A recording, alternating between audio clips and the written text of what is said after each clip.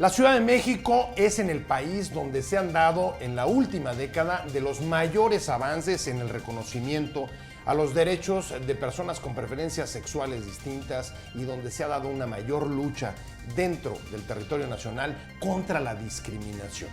El último de estos pasos fue el reconocimiento a la identidad de género. Pero, ¿qué pasa con el resto de las personas que quieran acogerse a esta medida en los estados del país? De esto vamos a hablar hoy en Opiniones Encontradas. Soy José Buendía. Gracias por estar con nosotros en el programa en el que todas las ideas se pueden cuestionar siempre que se debatan. Vamos a ver algunos datos para contextualizar este debate y regresamos aquí a esta mesa para hablar con dos actores de este asunto. La Ciudad de México se ha convertido en referente en el país de reformas que reconocen derechos de la comunidad lésbico, gay y transexual, que luego se replican en algunas entidades, no sin fuertes polémicas y resistencias. Fue la Asamblea Legislativa donde primero se reformó el Código Civil para los matrimonios entre personas del mismo sexo y también para reconocer el cambio en la identidad de sexo de la comunidad transexual en 2008. Recientemente, la Asamblea Legislativa del Distrito Federal aprobó una reforma al Código Civil para modificar el procedimiento para legalizar la identidad de género y eliminar los estudios psicológicos y médicos que se requerían para convertirlo en un simple trámite administrativo. ¿Qué significa esto? Según los legisladores, un ahorro de casi 100,000 pesos en el trámite, pero sobre todo, en opinión de la comunidad transexual, un avance en el reconocimiento a su derecho a decidir sobre su identidad sexual sin tener que demostrarlo con juicios psicológicos o médicos. Esta medida puede abrir otros derechos para la comunidad en materia laboral, educativa y penal.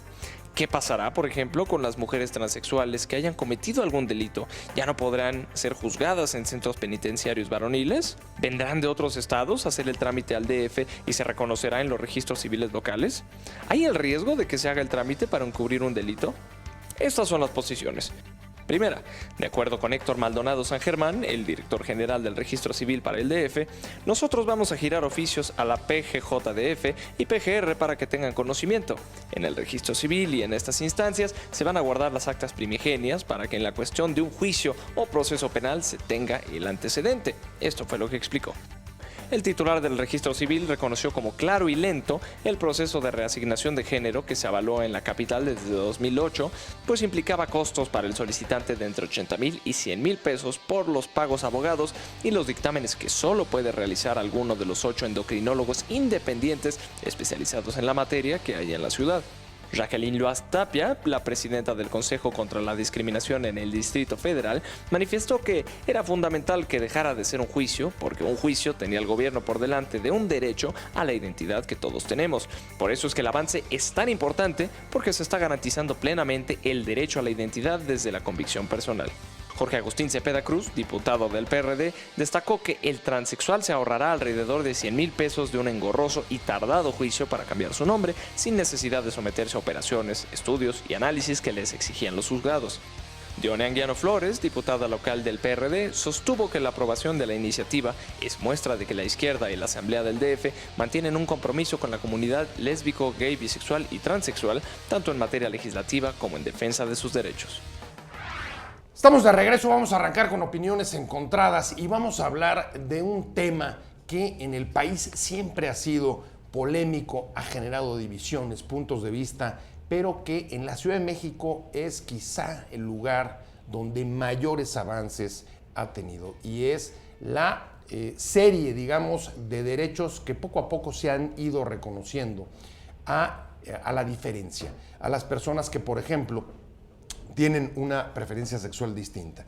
Y en este caso vamos a abordar la última iniciativa que fue aprobada ya en la Asamblea Legislativa del Distrito Federal para modificar el procedimiento que antes se seguía para reconocer la identidad de género. Y para hablar de este asunto, me da mucho gusto que esté con nosotros Ari Vera Morales, quien es presidenta de la Asociación Almas Cautivas. Ari, ¿qué tal? ¿Cómo estás? Muchas gracias. Un placer tenerte aquí. Muchas gracias por haber accedido. Gracias por la invitación y un saludo a todos tu auditorio. Muchas gracias. Y está también con nosotros Abraham Rojas. Abraham, él es investigador sobre esta materia y además ha estado involucrado dentro del gobierno del Distrito Federal en el proceso para la construcción de esta iniciativa legal que, como decía en la introducción del programa, fue aprobada ya en la Asamblea Legislativa hace apenas unos días. Así es, muchas gracias, José, y muchas gracias a todos quienes nos sintonizan. No, gracias a ambos.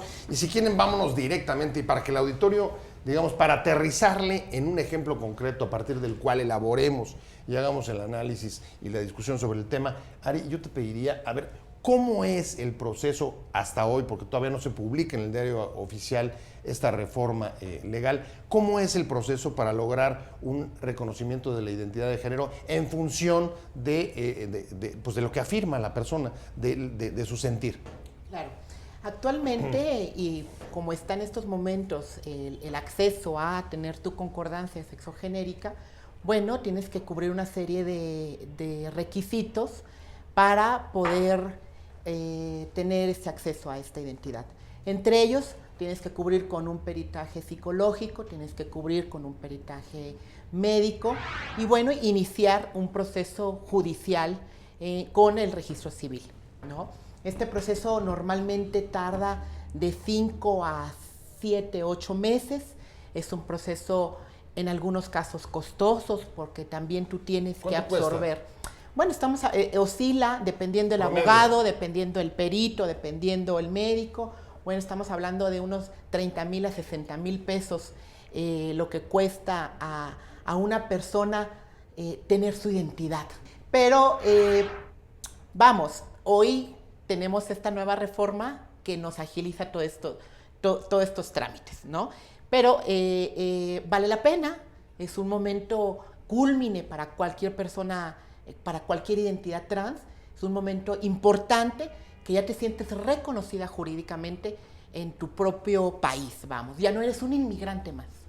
Para nuestro auditorio decirle que hasta ahora, como dice Ari, el cambio de identidad o el reconocimiento de una nueva identidad pasaba por un proceso judicial que ahora, de acuerdo con la modificación de ley en la Asamblea Legislativa, se convierte básicamente en un asunto administrativo en los tribunales civiles, aunque hasta hoy está básicamente restringido al Distrito Federal. Y ahora voy contigo, Abraham. Abraham, sí. Decía Ari hace un momento lo que había pasado, en lo que consistía, pero un poco, ¿cuál es el significado? ¿Qué significa este cambio, este paso, desde tu punto de vista? Mira, me parece que significan dos cosas fundamentales. La Ciudad de México desde el año 2008 reconoció que las personas podían ser quienes decidieran el género al que pertenecen, ¿no? Y ni siquiera lo deciden, es algo que se vive, que se siente, que se sabe, pero que decidieran tener el reconocimiento legal, el reconocimiento legal, de la que puedan decidir ir a las instancias públicas para que se les expidan documentación oficial en 2008. Sin embargo, el proceso tuvo algunos elementos que no solamente hacían tedioso el proceso, sino que incluso podían representar violaciones a la dignidad. Es decir, un tercero, en este caso un médico, un perito, un psicólogo, tenía que ser quien avalara tu identidad de género. Entonces, esta reforma significa que vas a ser tú y solo tú quien pueda decirle, ¿no?, a las instancias públicas quién eres y cómo te sientes. Digamos, un poco la carga de la prueba estaría en... Eres tú. Exacto. Es tu vivencia interna, es tu historia. No habría tanta, digamos, por decirlo, aunque no es el caso, pero no habría, digamos, la presunción de inocencia de la afirmación, sino tendrías tú que demostrar qué. Exacto. No tienes que demostrar nada. Lo único que tienes que ir a decir es mi vivencia interna es como hombre o como mujer, y lo que el Estado tiene que hacer es reconocérmelo, sin que yo presente prueba alguna. Esa es por una parte. Y la otra tiene que ver con la simplificación, justamente, y el abaratamiento de algo que llegaba a costar 60,000 pesos. Hoy lo que va a pasar con esta reforma en cuanto sea publicada, tú vas a ir al registro civil, puedes solicitar el trámite, vas a hacer un pago de 300 pesos, que es en lo que oscila un trámite al registro civil, y tú vas a tener una documentación con la cual poder identificarte ante la sociedad, ¿no? de manera pública. Básicamente o prácticamente administrativo. ¿Tienes datos? ¿Qué ha pasado de 2008 hasta ahora? Te voy a decir... Estamos hablando de 6 años, ¿no? De 6 años. Te voy a decir cuáles son las implicaciones de este procedimiento tortuoso. De 2008 a 2014, únicamente 186 personas han podido acceder a este derecho. Lo que esperamos es que una vez que el trámite sea administrativo, ahora sí podamos recibir a las personas transexuales, transgénero, que quieran tener el reconocimiento de su identidad de una manera mucho más amplia. Ari, desde luego los derechos son cualitativos y bien dice Abraham, con que hubiera una sola persona, el derecho no puede ser conculcado o juzgarse en función de la cantidad. Pero sí la cantidad me llama la atención. Es una cantidad, digamos, o más bien, valóramela tú, si te parece una cantidad que corresponda al tamaño de la comunidad o a la población transgénero, y sí o no, y en función de eso, ¿por qué? Bueno, por supuesto que es una cantidad muy conservadora, es una cantidad muy limitada realmente de las personas trans. Yo te preguntaría a ti, hoy por hoy creo que cuando las personas que salimos a transitar en las calles, yo creo que normalmente ya vemos 1 o 2 o 3 personas trans caminando. Entonces ahí nos puede dar una comparativa, ¿no? de la prevalencia que pudiera haber de personas trans. Desafortunadamente no hay un censo, desafortunadamente también tenemos instancias nacionales como un CONAPRED que no tiene un número exacto de personas trans, y ese es un problema grave a nivel federal. Ahorita me meto a ese tema que me parece muy relevante, pero para terminar, digamos, el argumento, ¿te parece que esta medida, así como la de 2008, ha contribuido realmente a dejar de invisibilizar, para utilizar los mismos términos, a personas de la comunidad trans? Sí, por supuesto que sí. Me parece que, si bien es cierto que no debe ser un argumento para legislar en la materia el número de personas, lo que sí nos permite saber este tipo de reformas es qué población es la que accede a este derecho, porque hay muchos otros derechos que tenemos que estar trabajando, y sabiendo el grupo poblacional al cual nos estamos dirigiendo, es así como podremos implementar medidas legislativas o de política pública que satisfagan necesidades que cumplan derechos. Ese es el punto. Claro. Derecho llave y otros estados. Esos son 2 de los temas con los que me quedo pendiente. Tengo que hacer un corte rapidísimo, pero los vamos a abordar en la segunda mitad de este programa. No se vaya, estamos en Opiniones Encontradas.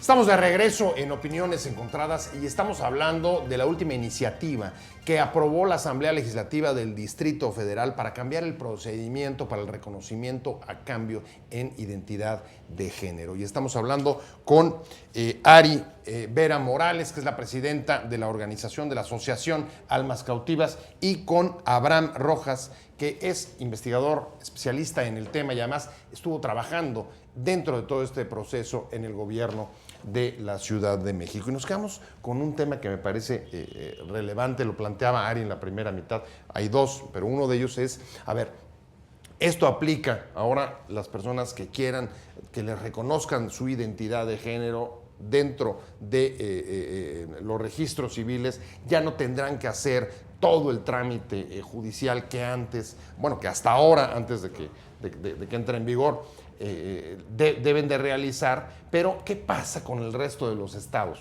Porque en ningún otro de los estados se ha producido este cambio. Claro.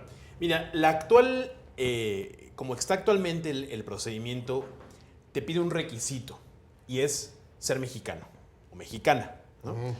Lo civil no puede constreñirse al Estado de la República donde hayas hecho el acto original. O sea, ahí es donde se aplica, digamos que incluso la jurisprudencia de la Suprema Corte respecto que hubo respecto del matrimonio de personas del mismo sexo. Los estados lo que tienen que reconocer son los actos civiles de las otras entidades de la República. Por eso el requisito se mantuvo para esta iniciativa. No pedimos, ¿no?, desde la Ciudad de México, que haya sido registrado en la Ciudad de México, sino que seas mexicano o mexicana.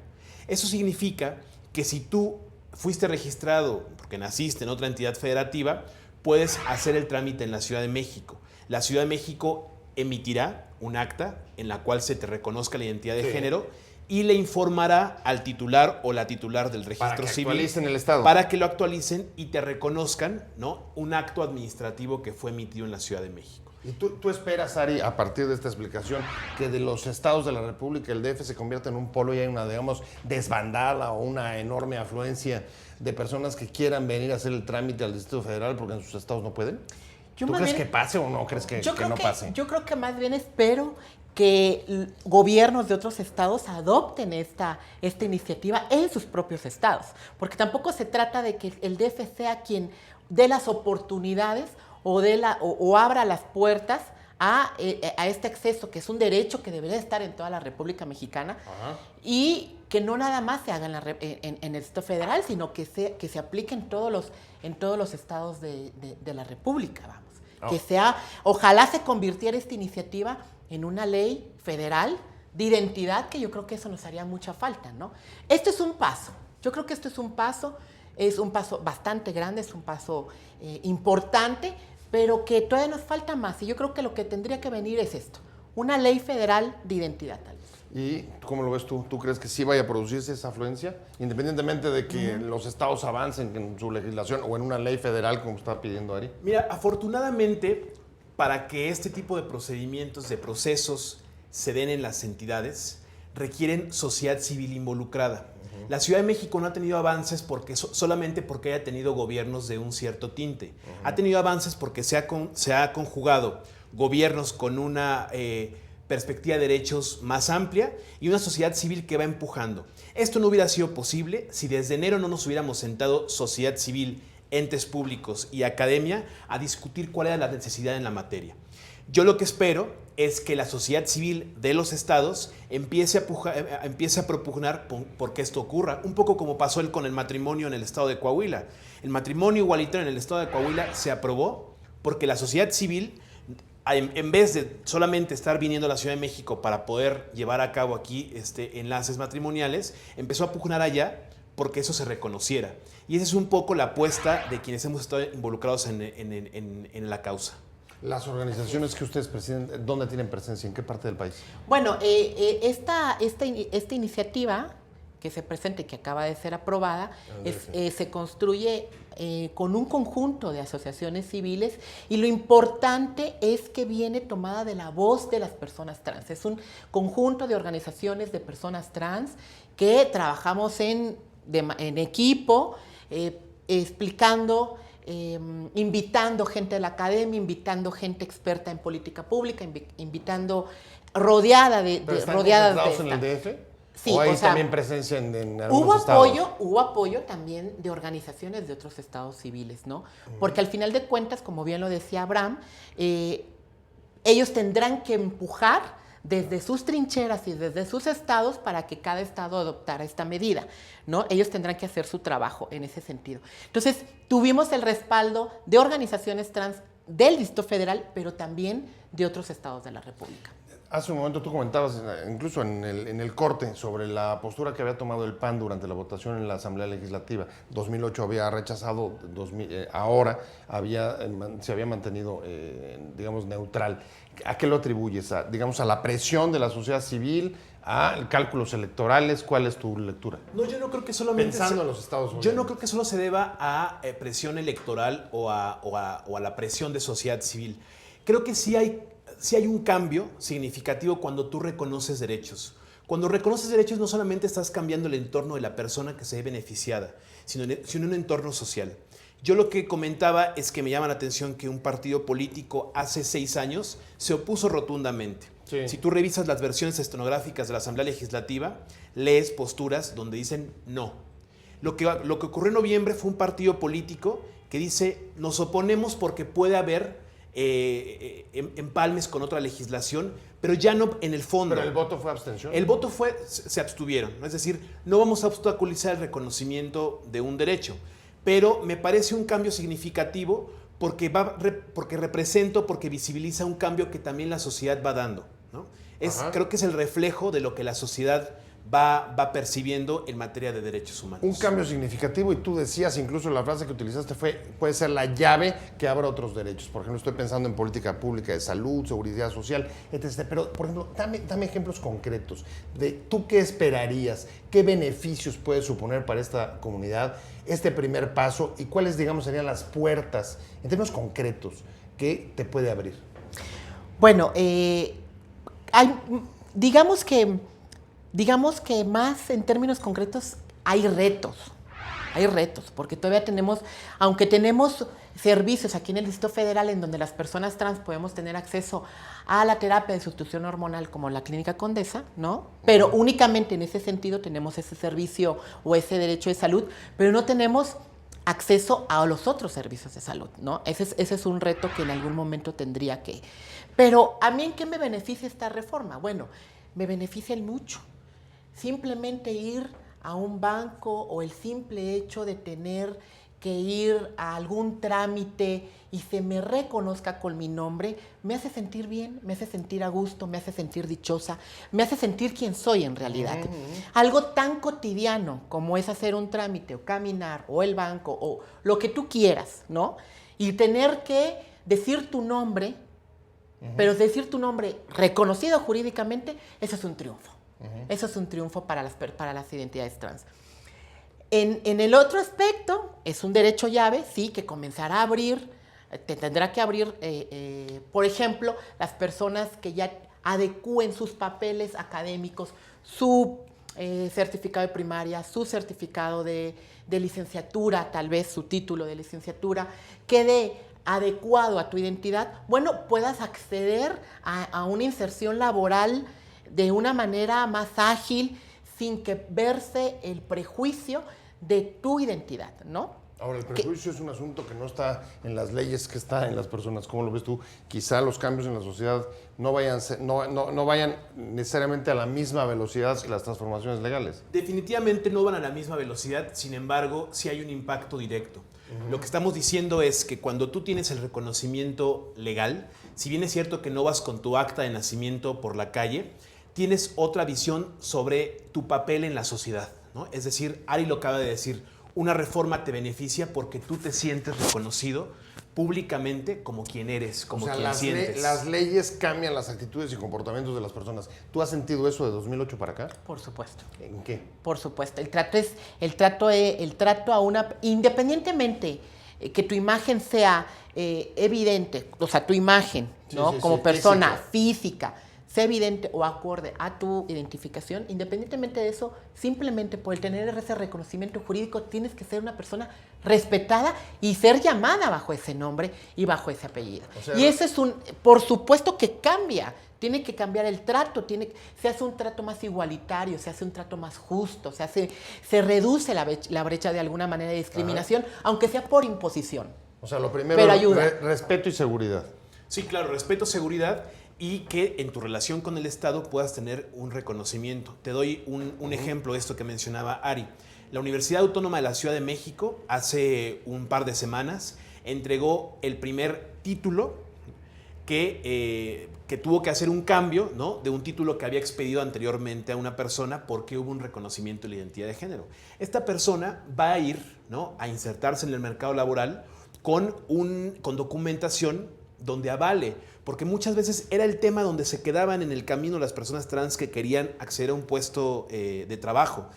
Todos los exámenes los pasaban, ¿no? Y cuando llegaba el momento de entregar los papeles, como no coincidía, usted no es, ahí es donde estaba, ¿no?, el impedimento. Si no era un asunto de capacidades, sino de confusión. Claro. Confusión legal. Entonces, eso es lo que decimos que va a empezar a transformar justamente la relación de las personas con el entorno. ¿Y tienes alguna preocupación? ¿Ven algún riesgo ustedes en esto? Bueno, yo más bien veo un reto. Por ejemplo, yo que presido una asociación civil que atiende a la comunidad LGBT en los reclusorios, por ejemplo, el sistema penitenciario, la subsecretaría del sistema penitenciario, en este sentido, las personas trans que tengan ya su adecuación, que tengan su concordancia y tengan que a lo mejor enfrentar algún proceso judicial y desafortunadamente, o en el peor de los casos, tendrán que llegar a un reclusorio preventivo, en cuál va a ser el criterio a aplicar de los juzgadores, si genitalmente o jurídicamente hablando. Se vienen retos importantes, por supuesto, después de esta reforma, que tendrá que generar un debate. ¿Lo contempla? No, esta iniciativa... O sea, ¿dónde van a ir? ¿A qué reclusorio? Esta iniciativa no lo contempla porque es solamente el tema de identidad de género, pero es a lo que hablábamos. Una vez que tú tienes un derecho llave, comenzamos con un proceso de armonización legislativa. Que ahí habrá todavía cuestiones pendientes que los distintos ordenamientos jurídicos tendrán que ir actualizando, como por ejemplo esto de las prisiones, que es un asunto... Es un tema importante, que sí, ya hay tenemos un confusiones, referente, sí. ya comienza a haber un referente. Hay un avance, por ejemplo, y disculpen que hable en este caso de Argentina y no lo hable desde México, pero Argentina en este sentido ya hay una jurisprudencia en donde las personas trans, aún con su concordancia sexogenérica, bajo su sentir, bajo su sentir de seguridad, bajo su sentir de personalidad, bajo su sentir emocional, deciden en qué reclusorio estar, por ejemplo. Y eso yo creo que sería una medida justa y sería una medida ideal para las identidades trans. Bueno, pues habrá que darle seguimiento a este tema que todavía va a dar mucho que hablar, pero antes que nada quiero agradecerles a ambos. Ari Vera Morales, presidenta de la Asociación Almas Cautivas, muchas gracias por haber estado con nosotros. Gracias a tu público. Tiempo se fue volando y muchas gracias a Abraham Rojas, investigador y parte del proceso de la generación de esta ley en el gobierno de la ciudad. Gracias a ambos, pero sobre todo gracias a usted por haber estado con nosotros en Opiniones Encontradas. Nos vemos, nos escuchamos. Hasta la próxima y mientras tanto, pásenlo bien.